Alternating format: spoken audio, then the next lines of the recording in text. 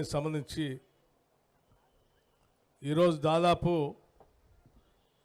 ఇది 125 కోట్లు, అది ఒక 4 కోట్లు, దాదాపు 130 కోట్లు, నియరింగ్ అబౌట్ 130 crores, 130 కోట్ల రూపాయలతో కొత్తగూడెం పట్టణ అభివృద్ధి కోసం ఇవాళ భూమి పూజ కార్యక్రమాలు చేసుకొని పనులు మొదలుపెట్టుకున్నాం. ఇది నిజంగా చాలా గొప్ప విషయం. అయితే నాకు ఒక ఆలోచన వచ్చింది.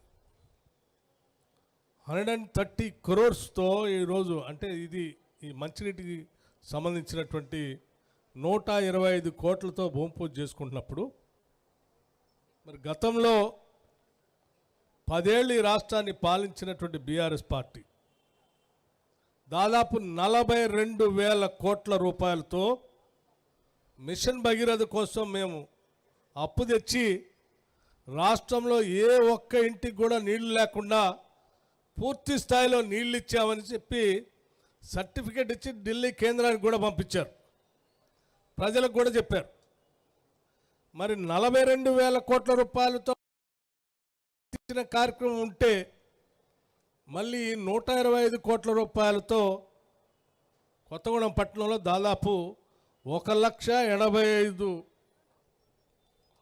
జనాభాకి ఇవాళ నీళ్లు ఇచ్చుకోవాల్సిన, అదనంగా ఈరోజు ఖర్చు పెట్టుకోవాల్సిన అవసరం వచ్చేది కాదు కదా. దీంతోపాటు నా పక్కన ఉన్న వెంకటరెడ్డి గారు కూడా నిన్నంతా ఒక మాట చెప్తా ఉన్నారు. భువనగిరి నుంచి ఆలేరు శాసనసభ నియోజకవర్గంలో అక్కడ కూడా మంచినీటి ఎద్దటి అన్కనెక్టెడ్ విలేజెస్ చాలా ఉన్నాయి, దానికి 150 కోట్లు అవసరం ఉంటుంది, దాన్ని వెంటనే శాంక్షన్ చేయండి అని అడుగుతుంది. అంటే ఇంత పెద్ద ఎత్తున అన్కనెక్టెడ్ విలేజ్ రాష్ట్ర వ్యాప్తంగా ఉంటే 42,000 కోట్ల రూపాయలు ఎక్కడ పోయాయి అనేది దీన్ని బట్టి అర్థం అవుతూ ఉంది. రాష్ట్ర ప్రజలు కూడా అర్థం చేసుకోవాలి.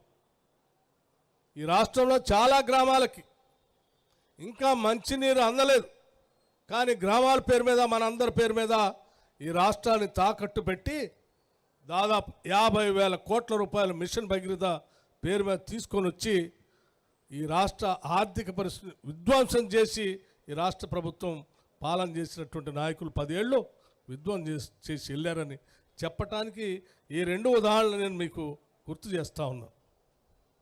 అలాగే మిత్రులారా, దాంతోపాటు ఈరోజు ఇక్కడ మనం చేసుకునే కార్యక్రమాలతో పాటు స్థానిక శాసనసభ్యుల నాయకత్వం అంతా కూడా కొన్ని విషయాలు అడిగారు. ఒకటి, కొత్తగూడెం పాల్వంచను కలుపుతూ మున్సిపల్ కార్పొరేషన్ చేయాలని అడిగారు. తప్పనిసరిగా రాష్ట్ర ప్రభుత్వం దీనిపైన పరిశీలన చేస్తుందని, పరిశీలన చేసి తగు ఆలోచనలు ఇది చేయడానికి అవకాశం ఉంటే తప్పనిసరిగా చేసే ప్రక్రియని మంత్రి మండలి దృష్టికి తీసుకొని వెళ్ళి చేస్తామని చెప్పి మీ అందరికీ మనవి చేస్తూ ఉన్నాం. అట్లాగే స్థానికంగా ఇంత పెద్ద పట్టణం ఉంటే పట్టణం మధ్యలోంచి వెళ్ళేది ఒకటే రోడ్డు, పొరపాటుని రోడ్డు బంద్ అయితే ట్రాఫిక్ మొత్తం కూడా బంద్ అయిపోతుంది, పక్క పోట దారి కూడా లేదు. మాకు బైపాస్ కావాలని చెప్పి ఎప్పటి నుంచి అడుగుతూ ఉన్నాం. బైపాస్ పనులు, రోడ్లకు సంబంధించిన ల్యాండ్ అక్విజిషన్ కార్యక్రమాలు కూడా అయిపోయినాయి.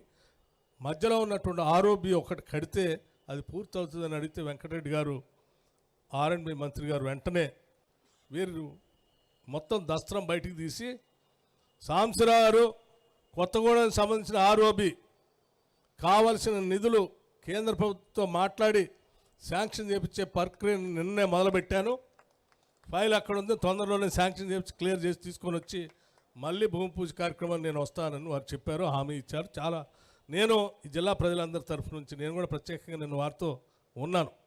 అంటే వారు రాష్ట్రంలో కేవలం కొత్తగూడెమే కాదు, రాష్ట్ర వ్యాప్తంగా ఎక్కడెక్కడైతే రోడ్ల కనెక్టివిటీ అవసరం ఉందో, ఆర్ఓబీలు ఎక్కడెక్కడ అవసరం ఉన్నాయో వాటన్నిటిని కూడా క్షుణ్ణంగా పరిశీలన చేసి ఆ శాంక్షన్ చేసేటువంటి ప్రక్రియని మొదలుపెట్టారని చెప్పడం కోసం దీన్ని గుర్తు చేస్తూ ఉన్నాను. అట్లాగే స్థానికంగా ఇంకో సమస్య కూడా అడిగారు. ఇక్కడ అనాదిగా ఉన్నటువంటి thermal power projects stage 1, stage 2, stage 3, stage 4 వరకు గతంలో వెలుగులు నింపినటువంటి ఆ థర్మల్ పవర్ ప్రాజెక్ట్స్ ఈరోజు మూతపడిపోయాయి. స్థలం పెద్ద ఎత్తున ఉంది. పిట్ హెడ్స్గా దగ్గరలోనే బొగ్గు అందుబాటులో ఉంది, నీళ్లు అందుబాటులో ఉన్నాయి. ఇక్కడ మళ్ళీ వాటిని మొదలు పెడితే తప్పనిసరిగా పెద్ద ఎత్తున రాష్ట్రానికి ఉపయోగకరంగా ఉంటుంది, స్థానికంగా ఉద్యోగ అవకాశాలు కూడా దొరుకుతాయి. దీన్ని మొదలుపెట్టండి అని అడిగారు. తప్పనిసరిగా మేము దాన్ని పరిశీలన చేస్తా ఉన్నాం. థర్మల్ పవర్ ప్రాజెక్ట్ని అది కూడా సూపర్ క్రిటికల్ టెక్నాలజీతో ఇక్కడ ప్రారంభం చేయటం కోసం ప్రణాళిక తయారు చేస్తున్నాం. కొద్ది రోజుల్లోనే దానికి సంబంధించిన శుభవార్త కూడా చెప్తామని మీ అందరికీ మనవి చేస్తూ ఉన్నాను. అట్లాగే ఐటీ హబ్ గురించి అడిగారు. ఐటీ హబ్ సింగరేణి కాలేజ్ సంబంధించి స్థలాలు ఉన్నాయి, మీరు ఇస్తే ఇక్కడ ఐటీ హబ్ పెట్టుకోవడానికి అవకాశం ఉంటుందంట. నేను తప్పనిసరిగా హైదరాబాద్లో సింగరేణి కాలేజ్ సంబంధించిన యాజమాన్యాన్ని పిలిపించి మాట్లాడతాను. తప్పనిసరిగా మనకి ఇక్కడ అవసరం ఉంది. ఇక్కడ చదువుకున్నటువంటి విద్యార్థులకు ఐటీ హబ్ అవసరం కూడా ఉంది.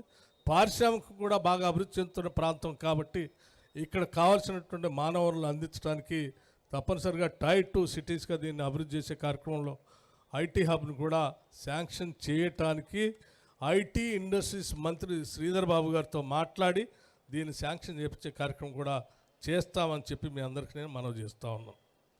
అట్లాగే స్థానికంగా ఉన్నటువంటి ఇతర అంశాలు ఏమున్నా కానీ సీతారామ ప్రాజెక్టు సంబంధించి ఇప్పుడే తుమ్మల నాగేశ్వరరావు గారు చెప్పారు, మన వెంకటరెడ్డి గారు చెప్పారు, శ్రీనివాస్ రెడ్డి గారు చెప్పారు. దాదాపు 9,000 కోట్ల రూపాయల దాకా ఖర్చు పెట్టి ఎకరానికి కూడా నీళ్ళు ఇవ్వనటువంటి పరిస్థితులు అట్లా ఉంటే మన ఇందిరమ్మ ప్రభుత్వం రాగానే మంత్రిమండలి అందరం కూర్చొని ఒక ఆలోచన చేశాం. ఆ ఆలోచన ఏంటంటే 6 నెలల్లో పూర్తి చేసే ప్రాజెక్టులు ఏంటి, సంవత్సరంలో మనం ఖర్చు పెడితే ఎన్ని ప్రాజెక్టులు పూర్తవుతాయి, 2 సంవత్సరాలకి ఎన్ని అవుతాయి, 3 సంవత్సరాలకి ఎన్ని అవుతాయి, 5 సంవత్సరాలకి ఎన్ని అవుతాయి అని ఒక ప్రయారిటీ చేసుకొని నిధులు రిలీజ్ చేసుకుంటూ ఆ ఇరిగేషన్ ప్రాజెక్టుల్ని కంప్లీట్ చేసుకోవాలనే ఆలోచనతో ముందుకు పోతున్నాం. అందులో భాగంగా సీతారామ ప్రాజెక్టుకి 70 కోట్లు రిలీజ్ చేసి శాంక్షన్ చేస్తే కెనాళ్ళు రాజీవ్ కెనాల్ ద్వారా నీళ్లు ఆ ఎన్ఎస్పి కెనాల్కి లింక్ చేయొచ్చని, ఆ తర్వాత వైరా ప్రాజెక్టు కూడా లింక్ చేయొచ్చు అని చెప్తే వెంటనే దానికి శాంక్షన్ చేయటం, పనులు ప్రారంభించటం, అక్కడ ఉన్నటువంటి మోటార్లకి డిపార్ట్మెంట్కి నిధులు కావాలంటే నిధులు రిలీజ్ చేస్తే డ్రై రన్ కూడా చేశారు, రాత్రే వెట్ రన్ కూడా చేశారని మంత్రి గారు చెప్తా ఉన్నారు. అంటే త్వరలోనే ఆ నీళ్ళను కూడా పారిచ్చే కార్యక్రమం జరుగుతూ ఉంది. జరిగే ప్రక్రియలో భాగంగా మరి కొత్తగూడెం మీద నుంచే పోతూ ఉన్నాయి కాబట్టి మరి మా సంగతి ఏందని సాంబశివరావు గారు అడుగుతూ ఉన్నారు. తప్పనిసరిగా ఇరిగేషన్ మంత్రి గారు చెప్పారు, ఉత్తమ్ కుమార్ రెడ్డి గారు. తప్పనిసరిగా మన జరిగినటువంటి రివ్యూలో కొత్తగూడెం శాసనసభ్యుల కోరిక మేరకు కొత్తగూడెం ప్రాంతంలో కూడా ఎక్కువ మొత్తంలో నీళ్లు పారటానికి, ఎక్కువ ఎకరాలు నీళ్లు ఇవ్వడానికి అవకాశాలు పరిశీలన చేస్తాం. అవసరమైతే అదనంగా చిన్న డిస్ట్రిబ్యూటర్ కెనాల్స్ కూడా ఇస్తామని చెప్పి వారు చెప్పారు. తప్పనిసరిగా అది పరిశీలనలో ఉందని మీ అందరికీ మనం చేస్తూ ఉన్నాం. ఇకపోతే పెద్దలు తుమ్మల నాగేశ్వరరావు గారు చెప్పిన 2 అంశాలు ఉన్నాయి. ఇది మనందరికి సంబంధించినటువంటి అంశం. ఒకటి రైతు భరోసా, 2 రుణమాఫీ. రుణమాఫీ అనేది ఇన్సూరెన్స్, ఈ 3 కూడా సరే. రైతు బంధు డబ్బులు ఇయర్ అని ప్రచారం చేశారు కాంగ్రెస్ వస్తే, రైతు బంధు ఇయర్ అని. వాళ్ళు ఇయర్ అని కళల్లోనే ఉన్నారు. మేము ఒకటేసారి వేసేసేసినాం అందరికి 7,500 కోట్లు ఒకటేసారి. ఇకపోతే రుణమాఫీ చేయరు అన్నారు. కాంగ్రెస్ వాళ్ళు చేయకుండా ఉంటే బాగు, మేము మళ్ళీ రుణమాఫీ చేయలేదని చెప్పి ప్రజల్లో పోవచ్చు అని అనుకున్నారు.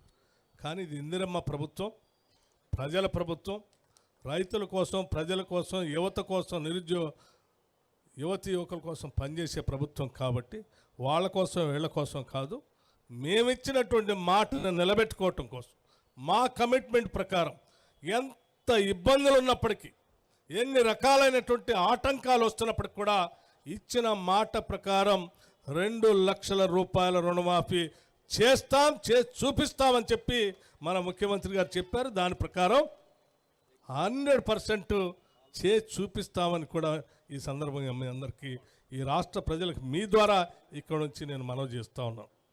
ఒక ఆయన అడుగుతూ ఉన్నారు, మీరు ఆగస్టు లోపల చేస్తా అన్నారు, రేవంత్ రెడ్డి గారు చేస్తారా అంటే మేమంతా ఆయన చెప్పాం, ఏమయ్యా నీకేమన్నా ఆగస్టు ముందు చేస్తే నీకేమన్నా ఇబ్బంది అని, ఆగస్టు కంటే ముందు చేస్తే మీకేమన్నా ఇబ్బంది అని కూడా అడిగాం. అంటే ఆగస్టే కాదు, అవసరమైతే దానికంటే ముందు కూడా మేము చేయటానికి ఈ రాష్ట్ర ప్రభుత్వం సిద్ధంగా ఉంది, చేసి చూపిస్తాం కూడా.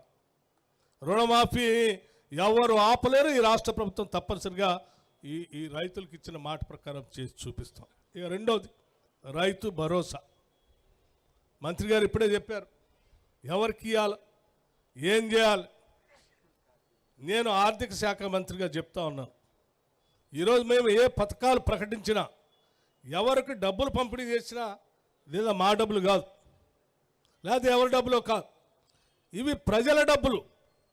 ప్రజలందరూ కట్టినటువంటి పన్నులతో సమకూర్చిన నిధుల్ని మనం ప్రజలకు పంచుతూ ఉన్నాం. ఆ పంచే ప్రక్రియ అది న్యాయబద్ధంగా, నిరుపయోగం కాకుండా, నిధులు దుర్వినియోగం కాకుండా, అడ్డగోలుగా పారేయకుండా జవాబుదారితనంగా ఆ పంపిణీ కార్యక్రమం మేము ఒక కస్టోడియన్గా మీ అందరి తరఫున వాటిని జాగ్రత్తగా చేయాలనేదే మా అందరి ఆలోచన. గత ప్రభుత్వంలాగా ఏడబడితే ఆడ దోపిడీ చేసుకొని ఎవడు పడితే వాడికి పనిచేసి ప్రజలను అప్పుల పాలు చేసి రాష్ట్రాన్ని వదిలిపోవాలనే ఆలోచనలో మేము లేవు. మేము ప్రజల డబ్బుని రూపాయి పోగేస్తున్నాం. వేసిన ప్రతి రూపాయిని అర్థవంతంగా ప్రజలకు పంచాలనేటువంటి ఆలోచనతో ఉన్నాం. కాబట్టి రైతు భరోసా పేరు మీద మేము ఇచ్చేటువంటి ప్రతి పైసా ఎవరెవరికి పంచాలి, ఎవరెవరికి ఇవ్వాలి అని ఆ పన్నులు డబ్బులు కట్టినటువంటి ప్రజల మధ్యకి వెళ్ళి ప్రజలందరి ఆలోచనలు తీసుకొని వారు చెప్పిన మాట ప్రకారం వారు ఏ ఏ విధి విధానాలు చెప్తారో ఆ విధి విధానాలన్నింటినీ కూడా సమీకరించి శాసనసభలో చర్చగా పెట్టి అంతిమంగా శాసనసభలో పాస్ చేసిన తర్వాత దాన్ని సక్రమంగా ఒక జీవో తీసి రాష్ట్ర వ్యాప్తంగా పంపిణీ చేసే రైతు భరోసా కార్యక్రమం ఉంటుందని చాలా స్పష్టంగా ఈ సందర్భంగా మీ అందరికీ మనవి చేస్తూ ఉన్నాం. మేదో నలుగురు కూర్చొని ఈ నలుగురికి ఇస్తాం, గుట్టలున్నోడికి ఇస్తాం, లేకపోతే భూములు ఎక్విజిషన్ చేసినోడికి ఇస్తాం, వాళ్ళ పంట పండించినోడికి కూడా ఇస్తాం, మాదే పోయింది ప్రజలు కట్టిన డబ్బులు కదా మా ఇష్టం వచ్చినట్టు పంచుతామనంటే ప్రజలు కట్టినటువంటి డబ్బులకి మేము జాగ్రత్తగా కాపాడాల్సినటువంటి బాధ్యత కూడా మా పైన ఉంది. కాబట్టి ప్రజల్ని అడిగి, స్టేక్ హోల్డర్స్ని అడిగి, అందరినీ రైతులను కూడా అడిగి వారందరూ చెప్పిన ప్రకారం పంపిణీ చేసే కార్యక్రమం చేస్తామని చెప్పి చాలా స్పష్టంగా మీ అందరికీ మనవి చేస్తూ ఇచ్చిన ఏ ఒక్క హామీని కూడా వదిలిపెట్టం. ప్రతి హామీని నెరవేరుస్తాం. మాకెన్ని ఇబ్బందులున్నా సంపద సృష్టిస్తాం, సంపదని పోగేస్తాం, అభివృద్ధి చేస్తాం, ప్రజలకి పంచుతాం. అదే ఈ ఇందిరమ్మ ప్రభుత్వం యొక్క నినాదం అని చెప్పి చాలా స్పష్టంగా మీ అందరికీ మనవి చేస్తూ ఈ అవకాశం ఇచ్చినటువంటి మీ అందరికీ మరొకసారి నా హృదయపూర్వకమైనటువంటి ధన్యవాదాలు తెలియజేస్తూ సెలవు తీసుకున్నాను.